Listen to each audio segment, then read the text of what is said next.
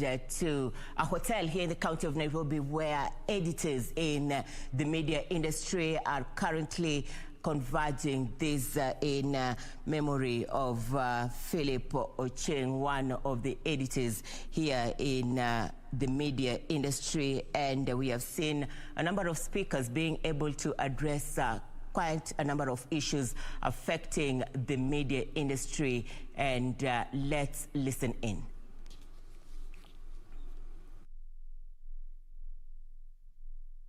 Measure of the trust that Philip engendered in the young people he worked with.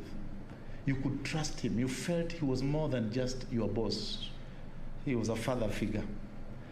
I approached him with my university letter and I explained my dilemma to him. I told him, what do you think I should do? Should I stay at the Nation and grow into the journalist I'd always wanted to be? Or should I go to the university? He did not hesitate for 1 second. Told me, go to university, young man. The Nation will always be there. And when I walked away, he added his trademark, parting word, foolish. That's how I ended up becoming a university graduate.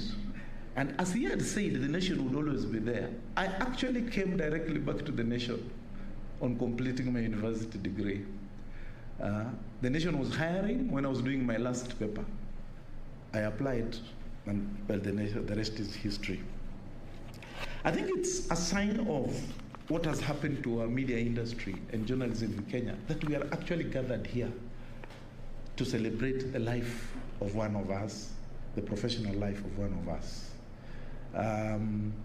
For me, it signals a change, that we are beginning to see our profession differently. I don't know whether it is as a result of the turbulence that we've gone through over the last 3 years or so, or the place that journalism has come to occupy because of the seismic changes which Kenya has gone through and of which journalism was a part. But I think it's a good sign. It's a good sign that journalism is not one of those things that people consume on a daily basis and forget about. We are seeing it at the institution that it really is, and very much part of our national life. This kind of tribute is important, and it's something we should continue. Thank you very much, Kenya Editors Guild, for initiating this. All I would say is, therefore, it places on you a challenge on deciding who do you honor and who don't you honor. Yes, because again, you could fall into the trap of saying, anytime a journalist passes, you meet at the newsstand and give speeches.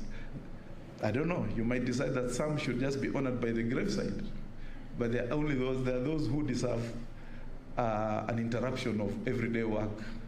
I think Philip is one of them.